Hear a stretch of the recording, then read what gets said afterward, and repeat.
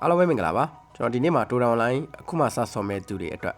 Tora Online ရဲ့အခြေခံကြားတဲ့အချက်လက်လေးတွေကိုကျွန်တော်ဒီဗီဒီယိုမှာတည်တည်ချာချာလေးရှင်းပြပေးပါမယ်အားလုံးပဲကျွန်တော်ဗီဒီယိုလေးဆုံးတဲ့အထိတည်ချာလေးလိုက်ကြည့်ပြကြပါဦးပထမဆုံးတစ်ချက်ကတော့ကျွန်တော်တို့ရဲ့ character level up ဖြစ်သွားတဲ့အခါတိုင်းမှာကျွန်တော်တို့ skill point နဲ့ step point ဆိုတဲ့ဒီ point နှစ်ခုကိုရပါတယ်အဲ့ဒီ point နှစ်ခုကိုကျွန်တော်တို့တည်ချာချာအသုံးချဖို့လိုပါတယ်ဒီ skill point နဲ့ step point ကိုသုံးတဲ့နေရာကတော့ menu တွေက character တွေက stat နဲ့ skill ပေါ့နော်အဲ့ဒီနှစ်ခုတွေကနေကျွန်တော်တို့ဝင်ပြီးတော့ဆိုတော့ stat တွေက build character တွေမှာကျွန်တော်တို့ရဲ့ step point တွေကိုတွားပြီးတော့ဖြည့်လို့ရတယ်အဲ့မှာကျွန်တော်တို့ step point နှစ်ခုရတာကိုမြင်ရမယ်အပေါ်မှာတော့ကျွန်တော်တို့သူမြင်ခိုင်းနေပေါ့နော်ဒီ recommend ပေးထားတဲ့ stat တွေကိုပဲကျွန်တော်တို့မြင်ပေးရမယ်အခြားဟာတွေကိုတွားပြီးတော့မြင်လို့မရဘူးပေါ့နော်တို့ရမှာပြီးရင်ကျွန်တော်တို့ skill point တွေက skill တွေကိုကျွန်တော်တို့တွားပြီးသုံးမယ်ဒီဘက်မှာကျွန်တော်တို့ skill point တစ်ခုရတာကိုတွေ့မယ်ဒါ level တစ်ခုတက်တိုင်းမှာတစ်ခုရတယ်အဲ့ဒီမှာကျွန်တော်တို့ကြိုက်တဲ့ဒီ skill tree တွေကနေကျွန်တော်တို့ရဲ့ skill တွေကိုတွားမြင်မယ်အဲ့မှာ skill tree ထဲမှာဆိုရင်သူကအရှိရ skill level 5ရှိနေမှဒါအဲ့ဒီရဲ့အနောက်က skill ကို level တွားတင်လို့ရမှာပေါ့နော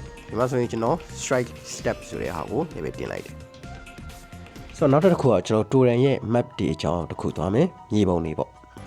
ဆိုတော့စပြောလိုက်ကြရအောင်မြေပုံတွေကိုတော့ menu တွေက map ထဲက wall map ထဲမှာဝင်ကြည့်နိုင်တယ်Toran မှာကိုသွားလို့ရတဲ့နေရာမြေပုံတွေအများကြီးရှိတယ်အဲ့ဒီမှာလိမ်မော်ရောင်စာနဲ့ဖော်ပြထားတဲ့မြေပုံနေရာတွေကတော့ area 2ခုဒါမှမဟုတ်ရင်3ခုထပ်ပို့ပြီးတော့ရှိတတ်ကြတယ်အခုဒီမှာ Ismail Khayu ဆိုတဲ့မြေပုံနေရာကိုတစ်ချက်ဝင်ပြမယ်ဒါကတော့မြေပုံထဲကိုပထမဆုံးဆက်ဝင်ခြင်း area 1ပေါ့နော်ဆက်ဝင်ခြင်းနေရာကို area 1အနေနဲ့ထားလိုက်မယ်ဆိုရင်အဲ့ဒီအတွင်းထဲမှာနောက်ထပ် area တစ်ခုရှိနေနိုင်တယ်အနည်းဆုံး2ခု3ခုရှိနေနိုင်တယ်ပေါ့နော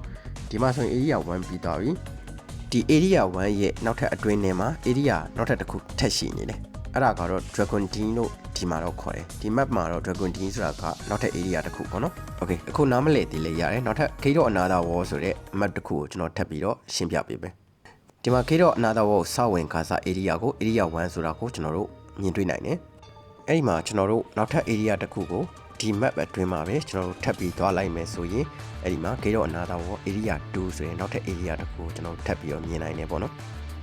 အဲ့ဒီမှာကျွန်တော်တို့ area 2ကနေမှနောက်ထပ်ထပ်ပြီးတော့ရှောက်သွားရင်းနဲ့နောက်ထပ် area တစ်ခုကိုကျွန်တော်တို့ထပ်ပြီးတော့ရှောက်တည်တယ်ဗျအဲ့ဒီ area ကတော့ Frank ဆိုတဲ့ area ပဲပေါ့နော်ဒီ Frank ဆိုတဲ့ area ကတော့ဘာလဲဆိုတော့ဒီလက်ရှိ Gate of Another Wall ရဲ့အနက်ဆုံးအပိုင်းအတွင်းနဲ့အကျဆုံးအပိုင်းပေါ့နော်ဒီနေရာမှာကျွန်တော်တို့က boss ရဲ့ area ရှိတယ်ကျွန်တော်တို့ကဒါကို boss area လို့ခေါ်မယ်ပေါ့နော် boss area ဖြစ်တဲ့အတွက်ကြောင့်မလို့အတွင်းထဲမှာ boss ရှိနေပါတယ်ကျွန်တော်တို့ဒီ boss တွေတွားတိုက်တဲ့အခါကျရင်ဒီလိုမျိုးညီပုံတိုင်းရဲ့အတွင်းနဲ့အကျဆုံး area ကိုကျွန်တော်တို့ရောက်အောင်တွားပြီးတော့ boss တွေကိုတွားတိုက်ရတာပါဒီမှာဆိုရင် Nuretu ဆိုတဲ့ boss ကိုမြင်တွေ့နိုင်ပါတယ်ဒီလိုပုံစံမျိုးနဲ့ပဲ map တစ်ခုချင်းစီတိုင်းရဲ့ area တွေတိုင်းမှာ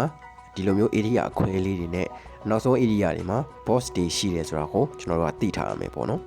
နောက်ဆုံး tip တစ်ခုကတော့ကျွန်တော်တို့ daily potent deck အကြောင်းပဲဖြစ်ပါတယ် daily potent deck ကတော့ကျွန်တော်တို့ menu ထဲမှာအဲ့ဒီမှာဒီတောင်းခွက်လေးနှစ်ခုပေါ့နော်အဲ့မှာဘေးလေးကိုလှန်လိုက်ရင် new creation of the man ဆိုတဲ့အဲ့ဒီနေရာနေလည်းဝင်လို့ရတယ်နောက်တစ်ခါကျွန်တော် offshore ကနေမှတစ်ဆင့်လဲကျွန်တော်တို့သွားပြီးတော့ဝင်လို့ရမယ်ပေါ့နော်ဆိုတော့အဲ့မှာကျွန်တော်တို့ offshore and treasure chest ဆိုတဲ့ဟာကိုဝင်ပြီးသွားရင်ဒီဘေးဘက်ဘေးမှာပေါ့နော် free death ဆိုတဲ့ဟာလေးကိုနှိပ်လိုက်ရင်အဲ့ဒီမှာကျွန်တော်တို့ free death ဒီ potent death လေးကတော့3ချိန်ပြခွင့်ရှိမှာပေါ့နော်အဲ့ဒီ3ချိန်အတွင်းမှာကျွန်တော်တို့ထောက်လိုက်တာနဲ့ကျွန်တော်တို့ညတစ်ချောင်းထွက်သွားမယ်အဲ့ဒီညတစ်ချောင်းမှာအကျတဲ့ reward တစ်ခုကိုကျွန်တော်တို့ကရှူချင်းယူလို့ရမယ်မဟုတ်ရင်ကျွန်တော်တို့ထပ်ပြီးတော့ try လို့ရမယ်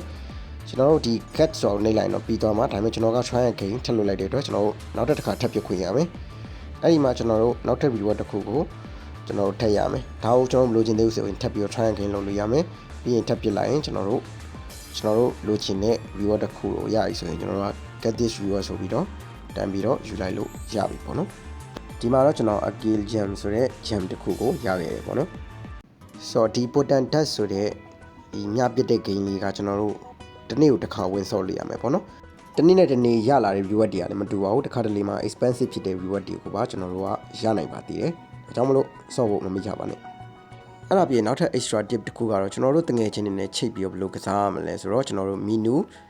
terminal ကနေကျွန်တော်တို့ switch channel ဆိုတဲ့ channel မှာကျွန်တော်တို့ရဲ့ server ကိုကျွန်တော်တို့ wall လို့ခေါ်တယ်ပေါ့နော်အဲ့ဒီမှာကျွန်တော်တို့ကြိုက်နေတဲ့ wall တစ်ခုတွေကိုဝင်ပြီးသွားရင်အဲ့ဒီ wall တစ်ခုရဲ့ channel ပေါ့နော် ကျွန်တော်တို့ wall ကိုချိန်ုံနေတယ်မရပါဘူးကျွန်တော်တို့ channel ကိုပါသူနဲ့အတူတူချိန်ဖို့လိုပါတယ်ဥပမာ global wall 1 global wall channel ပေါ့နော် global wall ရဲ့ channel လေးကျွန်တော်တို့ထပ်ချိန်လို့ရတယ်လို့ပေါ့ဒီမှာဆိုရင်ကျွန်တော်တို့ global channel 3ခုရှိမယ်ပေါ့နော်နောက် global wall ကိုဝင်ပြီးသွားရင်နောက်ထပ် global channel 3ခုရှိပြီးတော့ international wall တွေမှာလည်းသူတို့ရဲ့ international channel တွေအများကြီးရှိရပေါ့နော်ကျွန်တော်တို့ကဒီလိုမျိုး wall ရော channel ရောတူနေမှာဒါကျွန်တော်တို့ကအဲ့ဒီတူကိုမြင်နေရမှာပေါ့နော်အဲ့လိုမျိုးချိန်ဆော့ရမှာပဲဖြစ်ပါတယ်ဆိုတော့ဒီနေ့ကျွန်တော်ရှင်းပြခဲ့တဲ့ tip တွေကိုအားလုံးသဘောပေါက်နားလည်လိမ့်မယ်လို့မျှော်လင့်ပါတယ်နောက်နေ့ဒီမှာလည်းတူရန်စဆော့တဲ့သူတွေအတွက် newbie tip တွေကိုတင်ပေးနေမှာဖြစ်လို့ကျွန်တော် channel လေးကို like and subscribe ပြုလုပ်ထားနိုင်ပါတယ်အားလုံးကျေးဇူးတင်ပါတယ်